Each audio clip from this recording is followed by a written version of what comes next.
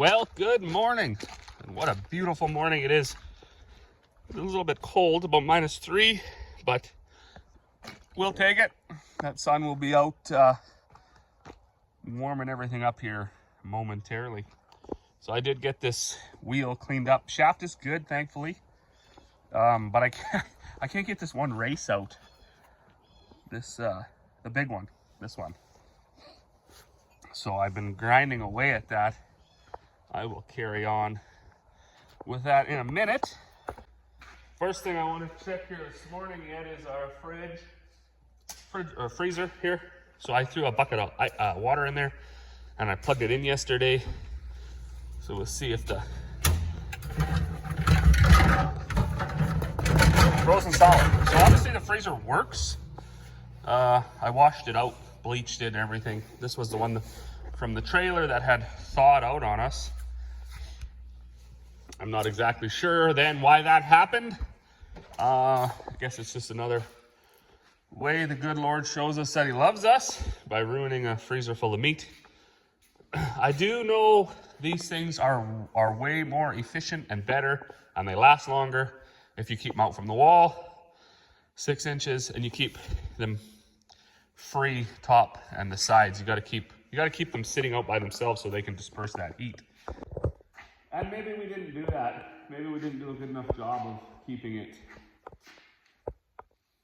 away from the wall and stuff. But anyways, lesson learned, price paid, a couple turkeys and chickens and some ground beef down the drain.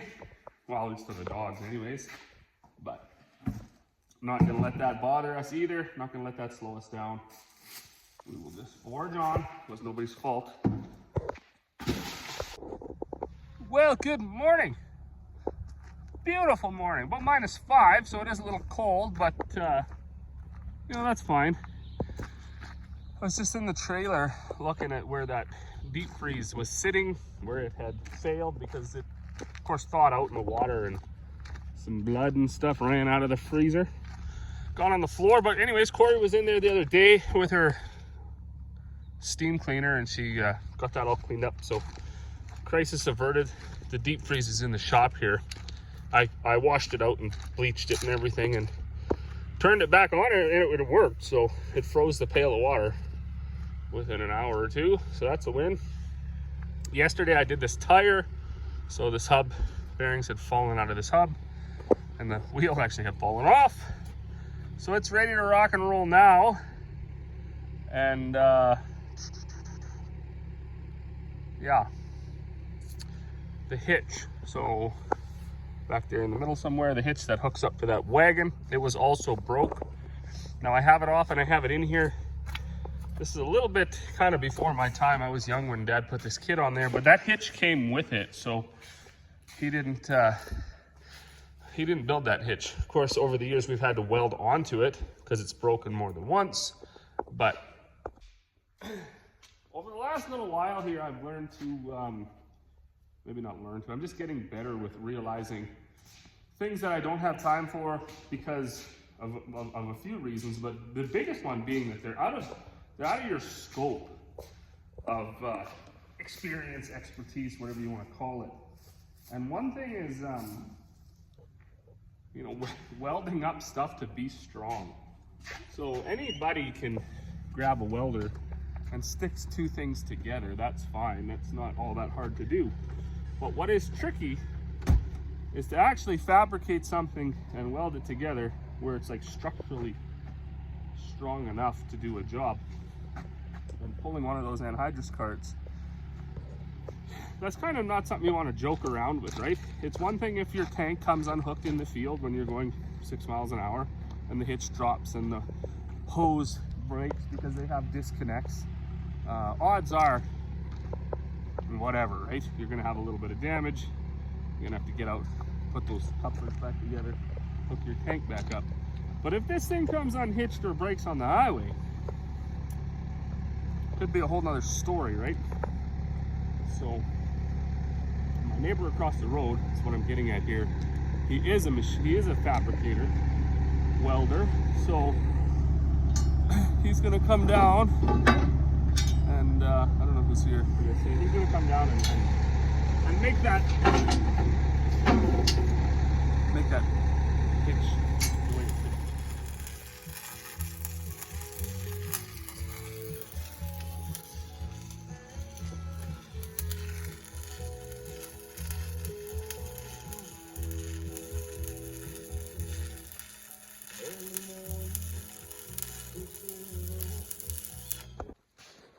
Well, good afternoon. You're gonna have to bear with me. I got a little bit of a frog in the old throat here, so not too sure why that is. But yesterday, maybe the day before, my neighbor popped by to help me with this hitch project.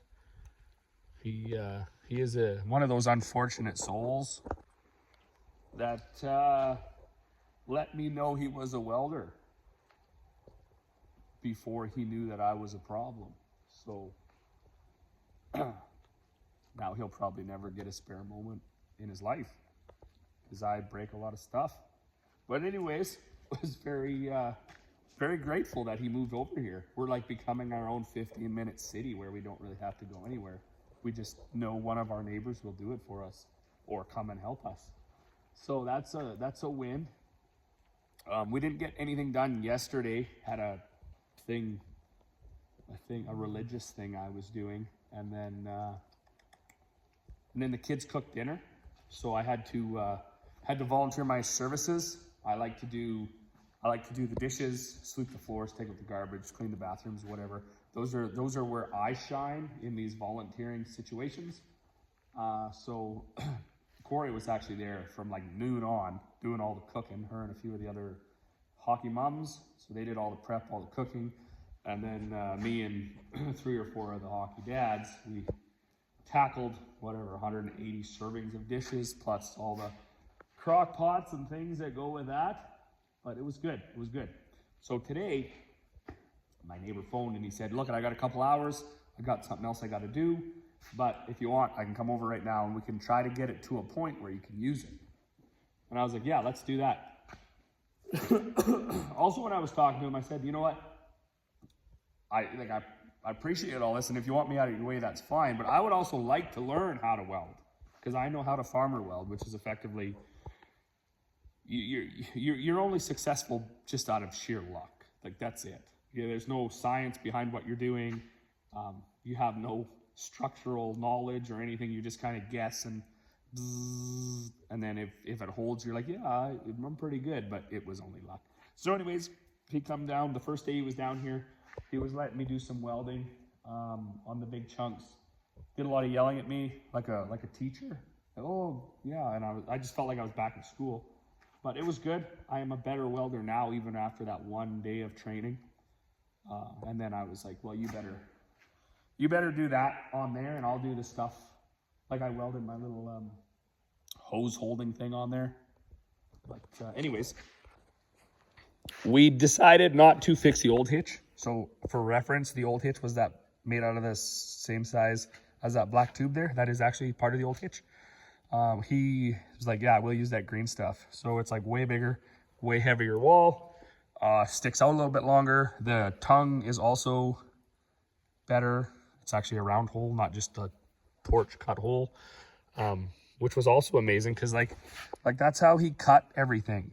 Like he cut it where you didn't even have to grind it with the torch. It was amazing. I can't do that. I usually spend a lot of time. I'm one of the grinder and paint makes me the welder I ain't kind of guy. So it was good. The old hitch is here. It's been patched so much over the last 20 years that, you know, it's just kind of something that's got to get scrapped now, and start new. Another reason to start new is just the sheer size, the change in agriculture. When we got this cultivator, we pulled it with an 8650 John Deere tractor. I think those have around 200 horsepower, so you really couldn't get in trouble, and we were only pulling the cultivator. So if you got into tough conditions, the tractor either spun out and got stuck or stalled, one of the two. You couldn't wreck this. You fast forward into the 2000s when farmers were starting to upgrade into these larger horsepower tractors, like that's 400, the other one's 110 or something. Now you can drag that cultivator through almost anything and not get stuck, which is enough strain and wear and tear on the cultivator alone. Then we decided to start pulling stuff behind the cultivator yet. So you had that first big shift of more horsepower, and then the second one of pulling stuff behind it. So when this hitch was first built out of that small tubing, it was, we pulled things like single 750 gallon tanks or single 1,000 gallon tanks. And that was that. You trucked around the field. Life was good. Then the fertilizer companies over the last few years have been sort of pressuring and convincing folks to get bigger tanks so they don't have to come fill you as often. So now you see tanks, like that's still a small rig compared to what you're going to see by it today up in our area. Most guys are running double 2000s or triple 1000s or triple 1500s or whatever. Like I'm not even sure what the biggest size tanks are. There's probably, I'm sure somebody somewhere's got triple 2000s. I don't know, but maybe even bigger. I think we're getting a little bit ridiculous with this stuff because like lots of this stuff doesn't have brakes, and we're starting to put like 30 tons behind 10 tons pulled by another 10, 20 tons. And the only thing that's got any stopping power is that. And these hitches all do this. So next year we will most likely be pulling whatever, a bigger tank than that behind the same unit. If I can, maybe I'll try to look for something different this winter. I don't know what we'll do. I'm looking here. He had mentioned that I didn't hold something right. When he originally got here, he thought that I would make, you know, a subpar welder's helper. And then he said, I remember him saying it. I didn't know why. He said, okay, hold this and don't let it move. And I did. So the one is a little bit higher than the other side. And then he commented on that. And I was like, you know what, man? Relax. Like, I don't think anybody out in the middle of my 200 acre field here is going to care. But it does look, anyways. I also told him not to worry about it because I'll most likely break it within this first week. So then he'll have his opportunity to do it right. But anyways, that's that. So life is good. I'm going to clean up this steel, this piece. It's very heavy. I wish he was still here to lift it. But he had cut up some pigs, so he's not here. I'll struggle away with that, I guess. Get that drug in here. And then I'm going to go hook that wagon up. And I don't think I'm going to go out today. It's pretty wet now. I might try. I might just go make that dog. This dog's crazy. That's how she spends her days. She lays like that even though no one pets her. Just lays upside down. I might jump out here and make a round, see if I can break this off before he goes back to work. But the one thing I didn't know is welding it directly to the frame, if that was a good idea or not. I know I wouldn't have done it, but he is like a structural welder. And he was like, look, man, you got 2 feet of weld on either side, plus it's got another thing welded to it, and he's not done yet. He's going to put gussets in there too, over and above these braces. But he said for now, that, I mean, most likely what's going to happen is the pin will break because we're just using a crappy pin. But he said, yeah,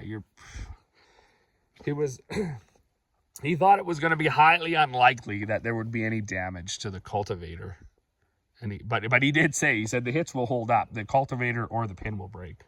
So hopefully we don't have that happen. Although if we do, he's a welder, and that's just square tubing, and I think it would fit in here. So might have a job for the winter, fixing the cultivator.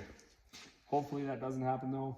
I'm going to fix my booster cables, and then I'm going to go hook that up. Hopefully it's not raining so hard by then, because that's a lot of in and out of the tractor. And then we will see where the day goes. Might be one of these go in the house days.